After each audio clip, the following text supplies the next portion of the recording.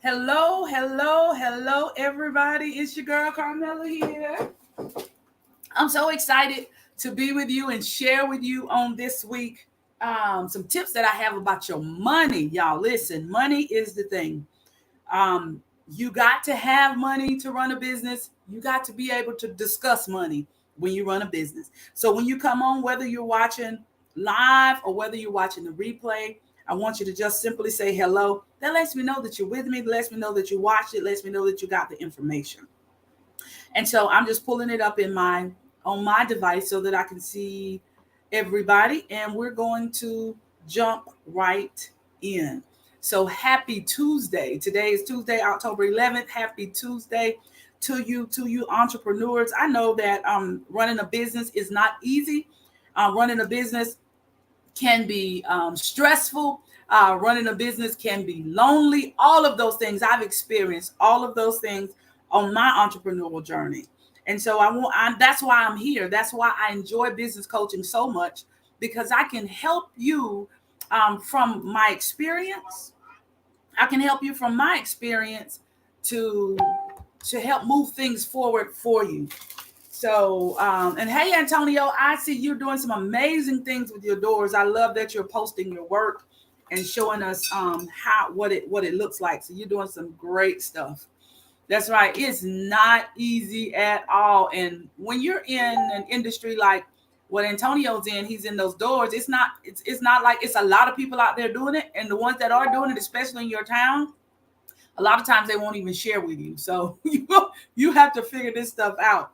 Hey, Chantel, thank you for jumping on today. So we're going to dive right in because, again, I know I'm talking to busy entrepreneurs, and I'm going to share with you 4 things today about you and your money running your business. Let me say this to you. I believe that as a CEO, you have to make sure that you're getting content, you're getting information that's relevant to you. So some of this information comes from Grant Cardone. I like his book, The 10X. That's another good book. Another book that I'm reading right now, and I flip in and out of these books, and I actually refer to them quite frequently. Another one is Habits. Let me give you the name of this book because I want you to. I'm not teaching out of this one today, but I do want you to have it. The 10X Rule by Grant Cardone, and I have a lot of these books on audio. So when I'm traveling, I travel a lot.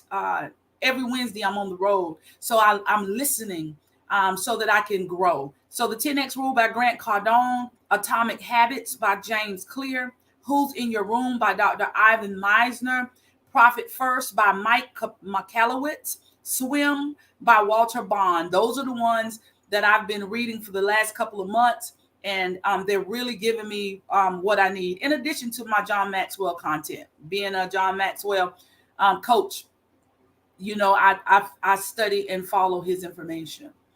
Um, I like this. I like this. Uh, you have to make sure, y'all listen. Having networks and connecting with other like-minded people is so important.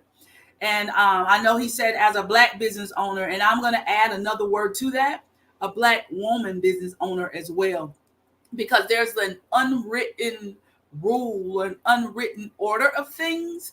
And it's the white males, Black males, white females, Black females. It's an unwritten order of things. And I found some of those things out the hard way. Now, I do not subscribe to we can't be successful because of it. But what I am very much aware of is that you do have to show up differently, and you do have to work a little bit harder, and you do have to be strategic because of that unwritten rule and that unwritten order of things. All right. So let's just jump right in. Number one, the first rule for your business and your money is never spend tomorrow's money today. That's right. Never spend tomorrow's money today. What am I talking about? Don't count it until it's paid. Don't spend that money because they said they're coming in. And don't even spend it if you got a contract, because some of you get contracts, especially if you do business in corporate. Sometimes it's net 30 or net 45. And so you know that check is coming, but don't spend that money in advance. Wait until that money hits your bank account. If you do monthly payments, like I do monthly payments, if I do monthly payments, even though you signed a 12-month agreement, I only count October money in October, right? You cannot count that money until it's in your account. That's right. And then don't be spending it all. Let it gain some interest.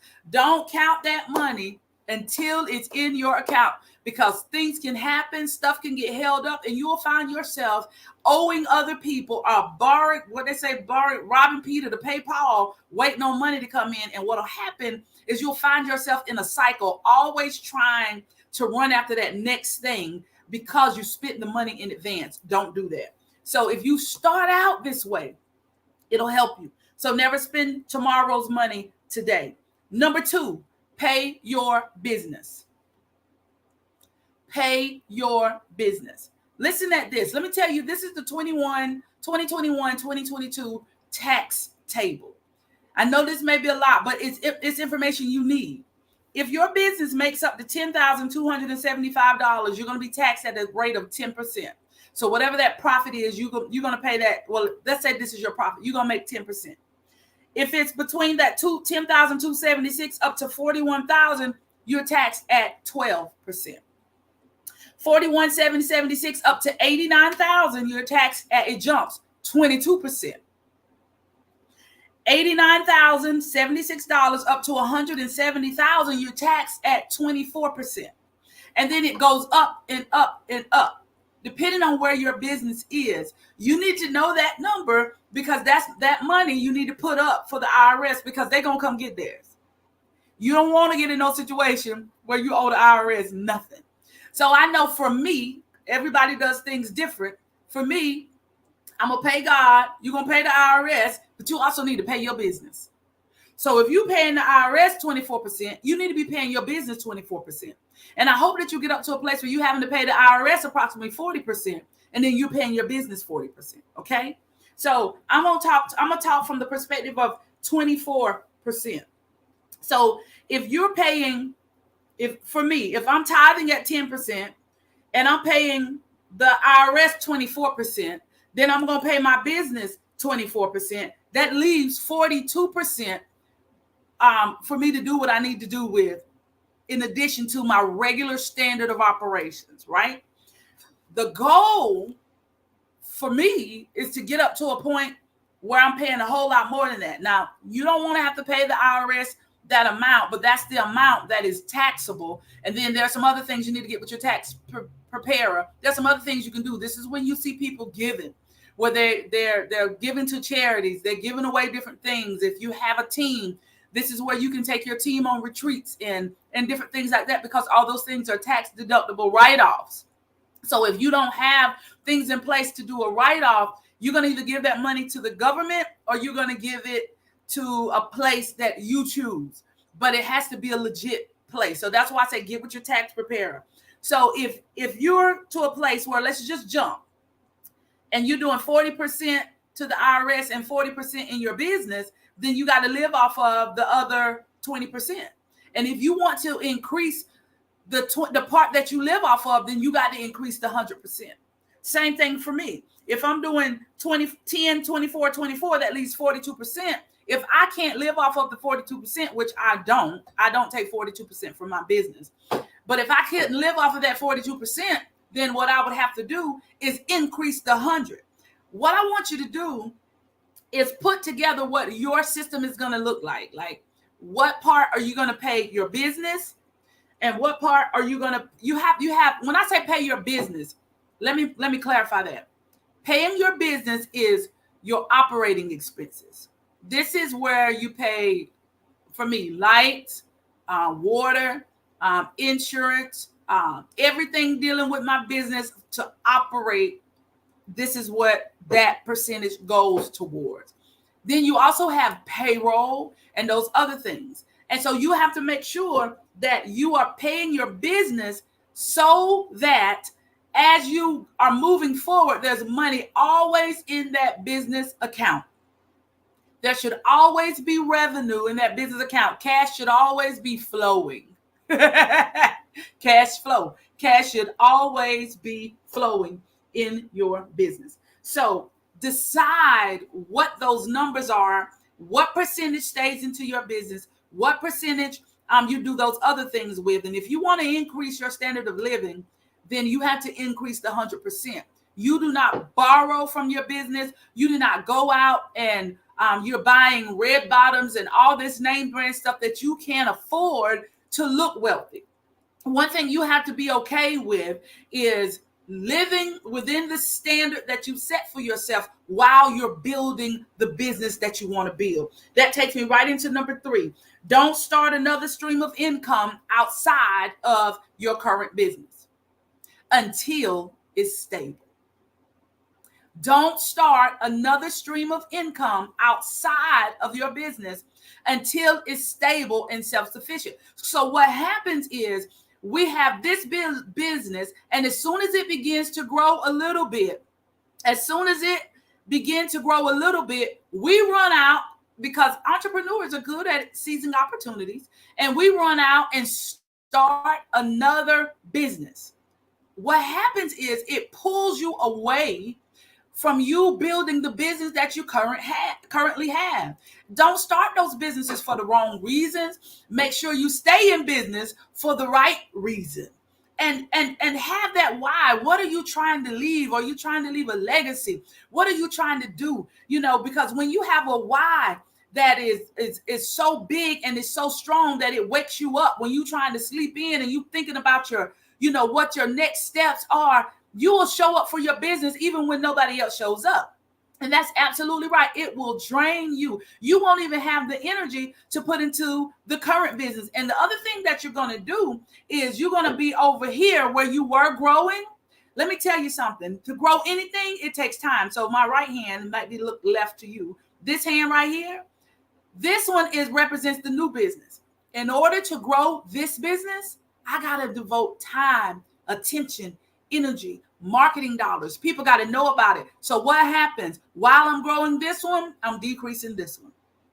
Especially if you are a solopreneur with limited resources, because you're going to be taking from this business to build this business. And while you're doing that, you're going to experience a decrease somewhere.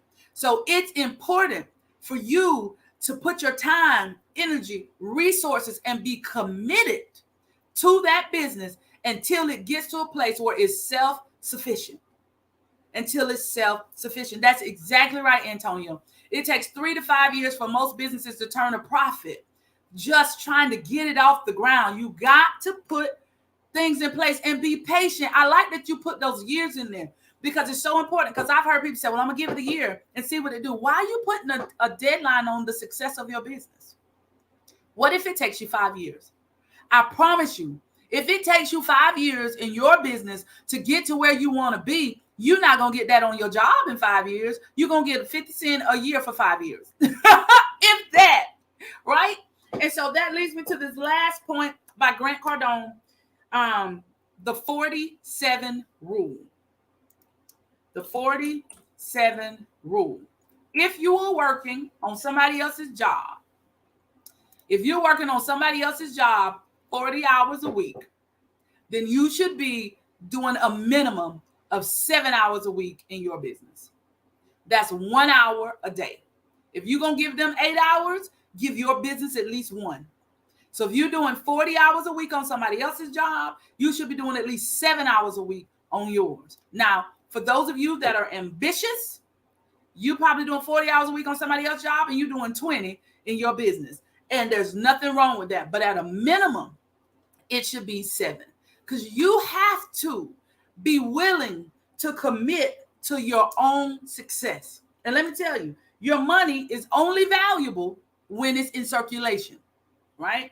It's called currency. That thing is current. It is flowing. Think of like water. It's flowing. When you go to the bank, they want to see your cash flow. That money has to be in circulation, right? It's not doing you any good just sitting in a box. That money should be working for you.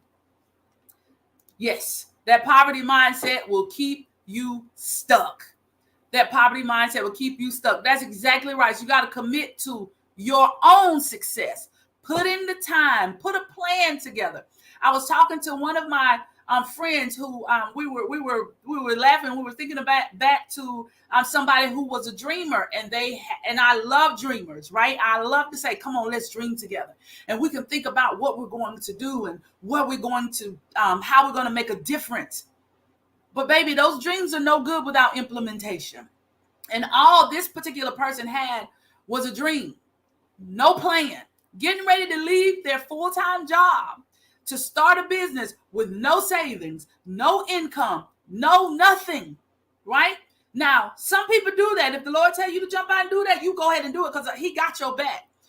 But even in the word of God, he gave them a plan. When they were building the temple, they had a plan that they were working with. There were people assigned to give. Everybody had a part to play. And if you got a family to feed, you better have a plan in place. And I'm gonna share this. I just shared this with a young man last week. He was talking about the same thing. His goal is to come off of his job and run his business full time. So you got to put a plan in place. What is the monthly income that you got to have to take care of your family? You need at least 6 months of that in a savings account, so that when you do start the business, you don't have to take from the business. You can still pay yourself every month. And now you got some time to begin to build and have a particular percentage that goes into your business, a particular percentage that goes into your payroll account. There's a percentage that goes into that tax account because the IRS is going to get theirs. And then you got and when, I'm not going to get bogged down into Profit First. I did a training on that. There's certain accounts that you need to have so that when you got children that you got to feed and a mortgage that you got to pay and you're trying to build a business, be smart if you have a job, okay? Don't just walk away from it without a plan to give yourself a cushion while you build and while you're committed to your own success. That's exactly right. You got to have a plan. The last thing I want to share with you guys, don't forget, we are having the in-person 2023 Business Bootcamp. Lunch is included. There's still some 149 seats that are available. Once those sell out, the seats are $199. We're going to be looking at your prices. There's a lot of people fall into the traps of, I want to help everybody. You're not called to help everybody. I know that's hard, but it's the truth. You are not called to help everybody. The people, you're going to get rich in your niche. The people that you are called to help and support, they want the product and services that you have to offer, and they will pay you. The one thing you have to always remember is my clients can't afford my prices. So we'll have our boot camp on Saturday, December 10th. We'll be there all day. We're going to look at your pricing, branding strategies, systems of success. I'll share with you the formulas that I use. Whenever I do a quote, if I want to make a certain amount of money, that ain't the price that I charge, because there's a percentage that stays in my business. There's a percentage that goes to payroll. There's a percentage that goes to taxes. There's a certain amount that comes from mileage. All of those things are included in the formula.